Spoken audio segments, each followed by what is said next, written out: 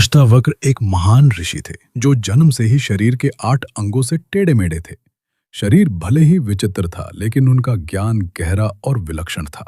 उनके पिता कहोड़ ऋषि वेदों के विद्वान पंडित थे। वे अपने ससुर उछालक ऋषि के आश्रम में पत्नी सुजाता के साथ रहते थे और रोज रात भर वेदों का पाठ करते थे।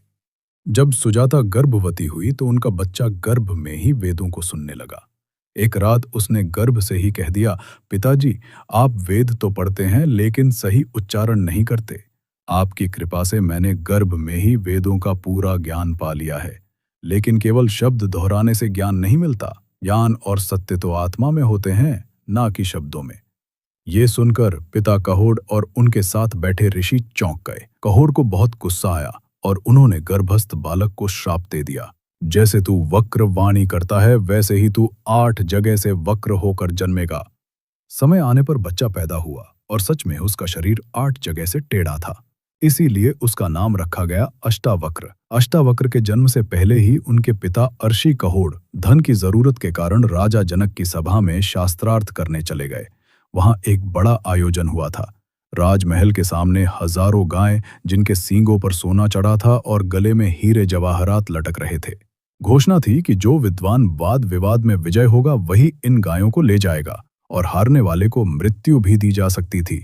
कहोड़ ऋषि का मुकाबला राज्य के महापंडित बंदिन से हुआ, लेकिन दुर्भाग्य से कहोड़ शास्त्रार्थ में हार गए और नियम के अनुसार बंदिन ने उन्हें जल में डुबवाकर मरवा दिया। कई दिन बीत गए, लेकिन कहोड़ वापस नहीं लौटे। ये देखकर उदालक ऋषि अष्टावक्र के नाना ने खोज करवाई और पता चला कि कहोड़ की मृत्यु बंदिन के हाथों हो चुकी है। ये दुखद सत्य अष्टावक्र से छुपा लिया गया। वो अपने नाना को ही अपना पिता समझता रहा। 12 साल बीत गए। अष्टावक्र ने न केवल गर्भ में ज्ञान पाया था, बल्कि आश्रम में भी लगातार पढ़ाई करके वो एक महान विद्वान बन चुका था। 12 वर्षों के गहन अध्ययन के बाद अष्टावक्र अत्यंत बुद्धिमान हो चुका था। उसकी बुद्धि को लोग ब्रह्मा के समान मानते थे। एक दिन अचानक उसे सच का पता चला कि जिसे वो अपना पिता समझता था वो तो उसके नाना है, और उसके सच्चे पिता कहोड़ ऋषि बंदिन के हाथों शास्त्रार्थ में हारकर जल में डुबो दिए गए थे। ये जानकर अष्टावक्र का दिल टूट गया। उसने तुरंत माँ से कहा, माँ, मुझे आज्ञा दो, मैं अभी जाकर उस बंदीन को हराकर पिता का सम्मान वापस लाऊंगा। माँ ने बहुत समझाया, तू अभी बच्चा है बेटा, वहां तुझे हार या अपमान का सामना करना पड़ सकता है। लेकिन अष्टावक्र डिगा नहीं। उसने कहा, शरीर चाहे जैसा हो, पर ज्ञान की शक्ति में कोई बाधा नहीं है। अंततः वो अपने मामा श्वेतकेतु को साथ लेकर राजा जनक की नगरी की ओर चल पड़ा, जहां उस समय महायज्ञ का आयोजन चल रहा था। देश भर से बड़े बड़े विद्वान वहां पहुंचे थे। राजमहल पहुंचकर अष्टावक्र ने भीतर जाने की कोशिश की, लेकिन द्वारपाल ने रोक दिया। बालकों को अंदर जाने की अनुमति नहीं है, उसने सख्ती से कहा। केवल वृद्ध और चतुर ब्राह्मण ही अंदर जा सकते हैं। तब अष्टावक्र ने बड़ी गंभीरता से कहा, क्या सिर के सफेद बाल ही वृद्ध होने का प्रमाण है? जो ज्ञान में पूर्ण हो वही वास्तव में महापुरुष होता है, चाहे वो बालक ही क्यों ना हो। हम यहाँ तुम्हारे राज पंडित वंदिन से शास्त्रार्थ करने आए हैं और उसे परास्त करके दिखाएंगे। द्वारपाल उनकी वाणी सुनकर चकित रह गया और उन्हें सभा में प्रवेश दे दिया। अष्टावक्र सभा में पहुंचा। राजा जनक और सारे विद्वान पंडित वहां उपस्थित थे।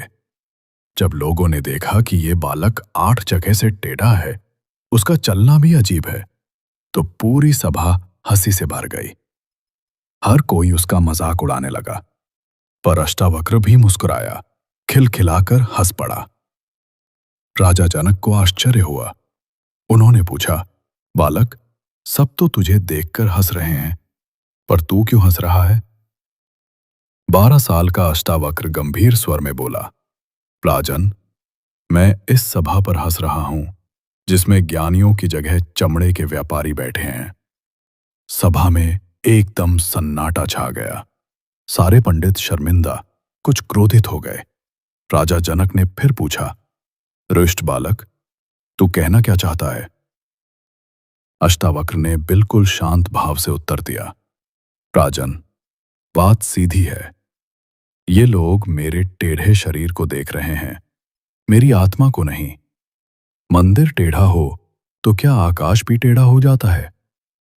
घड़ा फूट जाए तो क्या पानी भी फूट जाता है? नहीं ना। मैं शरीर नहीं हूं, मैं आत्मा हूं। कृपा करके मेरी आत्मा को देखिए, ना कि मेरी देह को। उसके ज्ञान से भरे शब्दों ने सभा के सारे विद्वानों को हिलाकर रख दिया। वे चुप हो गए, लज्जित हो गए और अपने अहंकार पर पछताने लगे। अष्टावक्र ने सीधे राजा जनक की ओर देखा और कहा, हे राजन, अब मैं उस पंडित वंदिन से मिलना चाहता हूं, जो आपकी सभा में सबसे बड़ा माना जाता है और जिसने मेरे पिता को हराकर डुबो दिया था। मैं उससे अद्वैत ब्रह्म ज्ञान पर शास्त्रार्थ करने आया हूं। राजा जनक चौंके। उन्होंने अष्टावक्र को देखकर कहा, बालक, तू बहुत छोटा है। वंदिन बहुत चतुर और तेज है। वो अनेक ऋषियों को पराजित कर चुका है। कहीं तू भी पराजित न हो जाए। लेकिन अष्टावक्र ने विनम्र परंतु दृढ़ स्वर में उत्तर दिया, राजन, मेरा आकार छोटा है, लेकिन विचार और ज्ञान विशाल है। मैं पीछे नहीं हटूंगा। राजा जनक को अब लगने लगा कि ये बालक सामान्य नहीं, बल्कि असाधारण प्रतिभा का धनी है। उन्होंने अष्टावक्र की बुद्धि की परीक्षा लेने का निर्णय लिया। जनक ने अष्टावक्र से कठिनतम प्रश्न पूछे, पर अष्टावक्र ने तुरंत ही उसके उत्तर दे दिए। राजा जनक अष्टावक्र की तुरंत और सटीक उत्तरों से बहुत प्रसन्न हुए। वह बोले, हे ब्राह्मण पुत्र, तुम्हारा शरीर भले ही बालक का हो, पर ज्ञान में तुम निश्चित ही वृद्धों से बढ़कर हो। अब मुझे पूरा विश्वास है तुम वंदिन से शास्त्रार्थ के योग्य हो। राजा ने आदरपूर्वक कहा, जाओ सभा में प्रवेश करो। वंदिन वहां है। अब तुम्हारा शास्त्रार्थ प्रारंभ हो। वंदिन और अष्टावक्र के गहन शास्त्रार्थ के बाद अष्टावक्र की वाणी और ज्ञान के आगे वंदिन निशब्द हो गया। वह हार चुका था। सभा में कोलाहल मच गया। चारों ओर से एक ही स्वर गूंजने लगा, अष्टावक्र की जय हो, धर्म की जय हो। राजा जनक और सभी विद्वान ब्राह्मण हाथ जोड़कर अष्टावक्र को प्रणाम करने लगे। सबको लग रहा था सच्चे ज्ञान की जीत हुई है, अहंकार की हार। वंदिन की हार के बाद अष्टावक्र ने सभा में कहा था, इसने जैसे मेरे पिता और अन्य ब्राह्मणों को जल में डुबोया, वैसे ही इसे भी डुबो दिया जाए।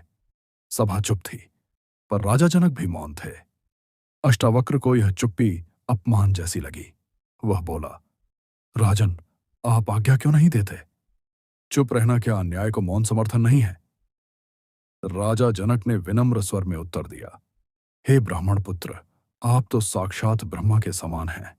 आपके तेज, आपकी मेधा अग्नि और सूर्य से भी प्रखर है। आपने जो आज्ञा दी है, मैं उसका समर्थन करता हूं। अब सबकी नजर वंदिन पर थी। वंद शांत स्वर में बोला, मैं यह दंड स्वीकार करता हूं, क्योंकि इससे मुझे मेरे पिता देवता वरुण के दर्शन होंगे। यह मेरे लिए वरदान होगा। फिर वह अष्टावक्र की ओर मुड़ा और बोला, हे ऋषि अष्टावक्र, आप ज्ञान के सूर्य हैं और आपके तेज से अज्ञान का अंधकार दूर हो चुका है। मैं जाते जाते आपको एक वरदान देता हूं कि अभी इसी क्षण आप अपने पिता राशिकहोट को फिर से जीवित अवस्था में देखेंगे और उनके साथ अन्य सभी ब्राह्मण भी जल से बाहर आ जाएंगे। और उसी क्षण सबके सामने जल से एक अद्भुत दृश्य प्रकट हुआ। आशिक कहोड़ और अन्य ब्राह्मण जल से साक्षात बाहर निकल आए। सभी ब्राह्मणों ने राजा जनक और अष्टावक्र को प्रणाम किया। राजा जनक ने उन्हें बहुमूल्य वस्त्र, आभूषण और सम्मान देकर विदा किया। अष्टावक्र की तेजस्वी वाणी, गहराई से भरे उत्तर और पिता के पुनर्जीवन ने राजा जनक को अंदर तक झक छोड़ दिया। अब वह केवल एक सम्राट नहीं थे, बल्कि एक जिज्ञासु शिष्य बन चुके थे। अगली सुबह जब राजा जनक महल से बाहर निकले, तो उन्होंने मार्ग में अष्टावक्र को देखा। घोड़े से उतरकर राजा जनक ने साष्टांग प्रणाम किया और कहा, महामुनि, कृपया मुझे वह ज्ञान दीजिए जो मृत्यु से परे है, जो आत्मा को जानने वाला है, जो जन्म और मरण के बंधनों से मुक्ति दिलाता है। राजमहल को विशेष रूप से सजाया गया। अष्टावक्र के लिए उच्च सिंहासन लगाया गया। 12 वर्ष का वह बालक अब गुरु की आसंधि पर बैठा था। जनक ने हाथ जोड़कर कहा, हे ऋषिवर, आत्मा क्या है? यह बंधन क्या है? मुक्ति क्या है? तब अष्टावक्र ने कहा, राजन, जब तक तुम स्वयं को शरीर मानते हो, तुम संसार में बंधे हो। लेकिन जब तुम जान लेते हो कि मैं केवल साक्षी हूं, ना कर्ता ना भोक्ता, तभी मुक्ति का द्वार खुलता है। आत्मा शुद्ध, शांत, अचल, अजर और अमर है।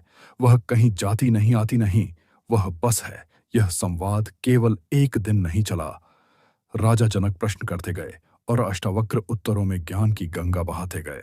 इन गढ़ प्रश्नों और उत्तरों से एक महान ग्रंथ की रचना हुई, जिसे आज हम अष्टावक्र गीता या अष्टावक्र संहिता के नाम से जानते हैं।